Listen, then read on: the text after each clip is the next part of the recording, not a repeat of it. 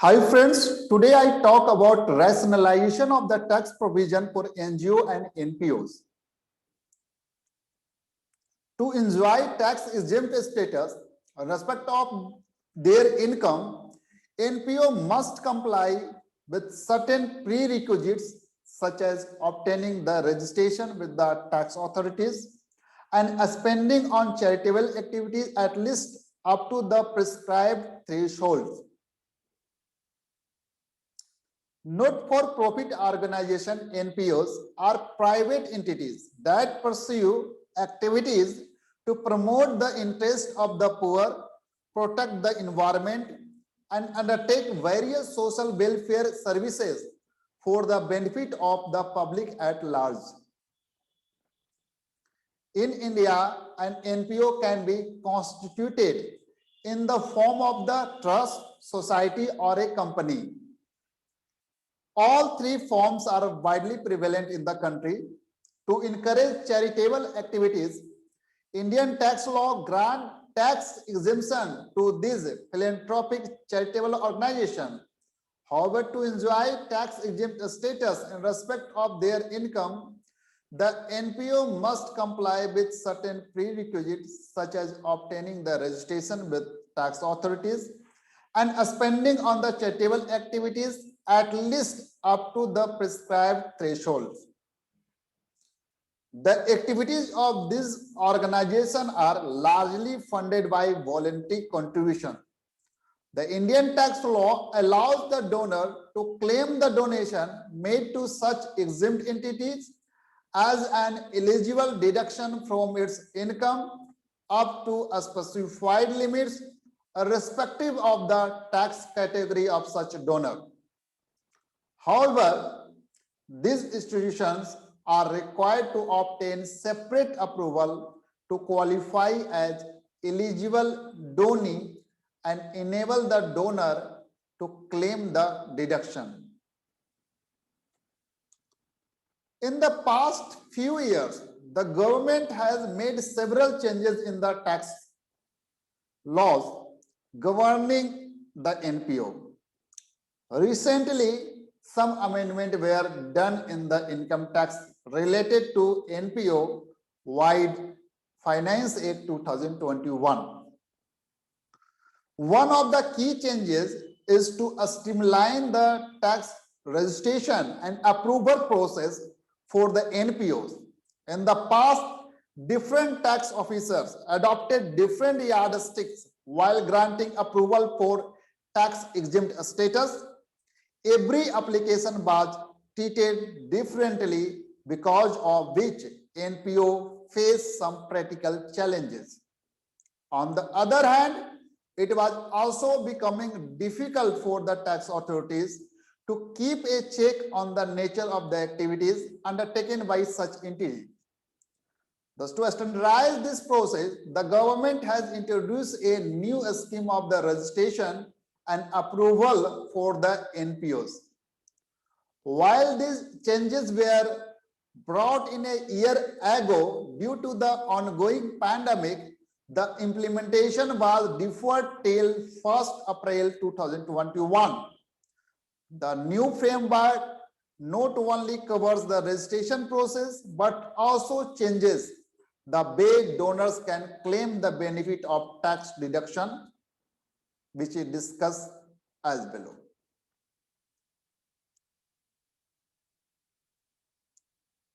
New scheme of registration and approval for the NPOs key highlights. All existing as well as new NPO must obtain registration under the new scheme to be eligible to claim tax exemption going forward. Even approval for eligible donee is required to be revalidated as per the new norms. Application for revalidation by NPO already approved should be made by 30th June 2021. Application for registration approval must be made online through the income tax portal. Entities making an application for the first time may move an application even before the commencement of the activities. Provisional registration will be given in such cases. Subsequently, this should be converted into normal registration within the prescribed timelines. A unique registration number will be allotted for each NPO upon granting of approval. This is in addition to permanent account number PAN, that is the unique tax identification number required to obtain under the domestic tax laws.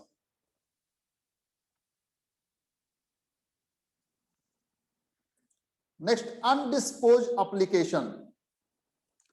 Application made under the old scheme and pending for disposal as on 1st April 2021 shall be deemed to be application made under the new scheme.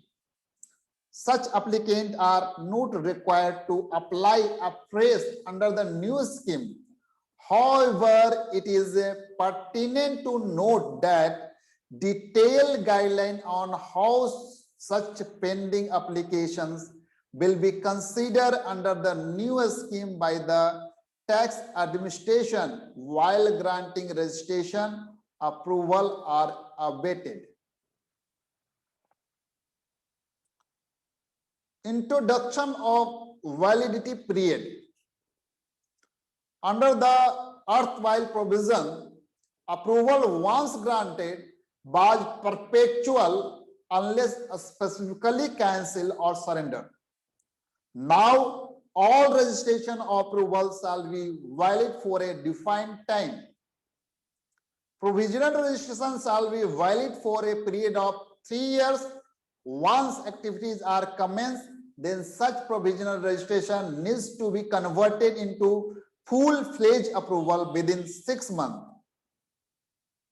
In any case, normal registration should be applied at least 6 months before the expiry of the provisional registration. A normal registration shall be valid for a period of 5 years, including the period for which an NPO was provisionally registered. Thereafter, NPO will have to get their registration renewed every 5 years to continue enjoying the tax benefits.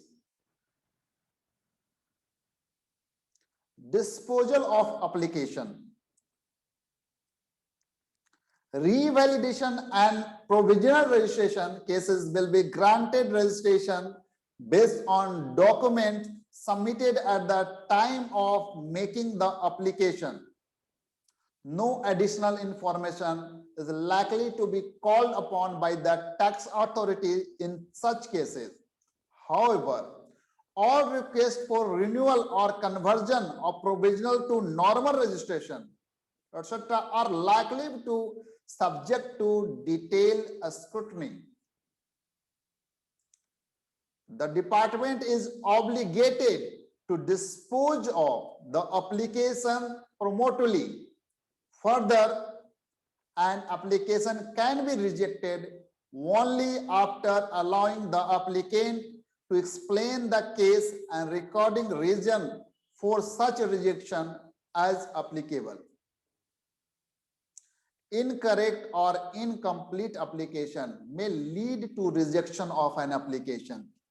This may happen even in the case of revalidation and provisional registration. Also, if it is subsequently noticed by the tax authority that the details submitted or claims made by the organizations are incorrect, the department may cancel the registration. Such cancellation would be effective from the date of grant of registration or approval.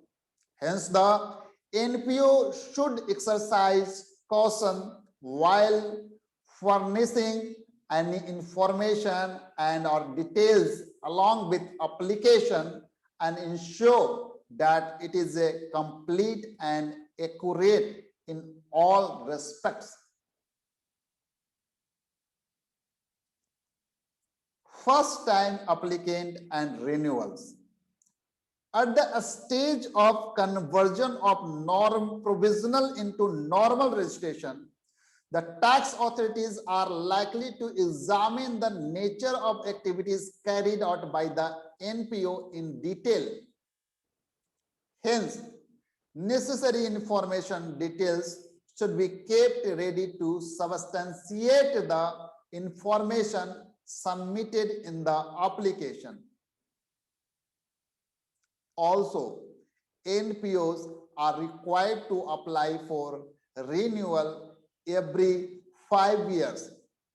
This would facilitate the tax authorities to re-examine the affairs of NPOs and satisfy themselves about the genuineness of the activities carried out by them. NPOs should ensure their activities are always as per their charitable objectives. This should be supported by robust documentation. Further, adherence to compliance even under other governing laws is also important and may be examined at the time of renewal.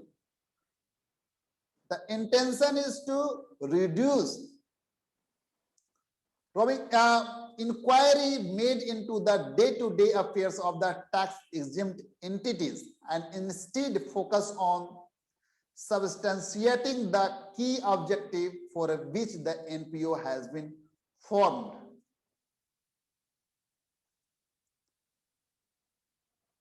Filing a statement of donation. As discussed above, every NPO accepting donation will have to seek separate approval to be considered as eligible donee. Under the erstwhile mechanism, the NPO were required to obtain such approval only once and did not have any further reporting obligation in respect of donation received. Going forward, all such entities will have to submit an annual statement in respect of donation received during the year with effect from the financial year 2021-22. It is intended to make the details of the donation available in the centralized tax records of the taxpayer or donor basis this statement. The objective is to aid the donor in claiming the benefit at the time of filing his tax return. A deduction would be likely be available only for donation appearing in the tax records of the donors. It seems that the process flow would be like one for withholding tax. This should help plug loopholes and help genuine donors in claiming the tax benefit. This will be possible through facilitation of one-on-one matching between the donation received by exempt entities and donation claimed by the donor. Key features of annual statement.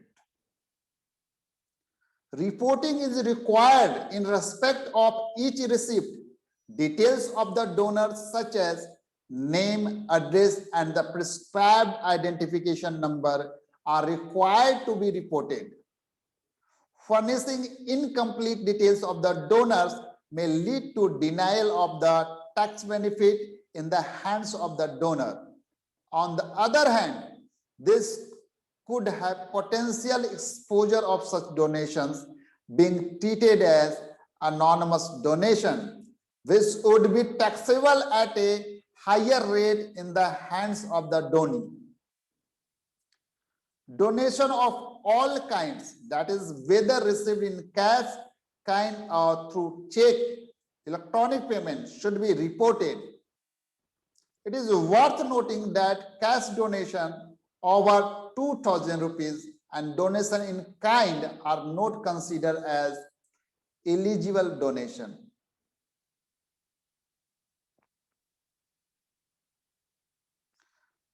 The annual statement can be rectified to correct mistakes. However, a detailed process for making such rectification is yet to be announced. A certificate of donation shall be issued to each donor. This certificate is likely to get generated based on the annual statement filed by the donee. Detailed procedure in respect of a generation of such certificate is yet to be announced.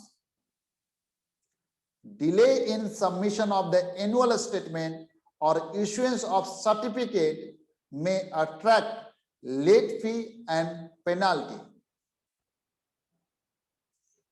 The introduction of the new scheme interlinking of the eligible donation benefit with the annual statement is a welcome move.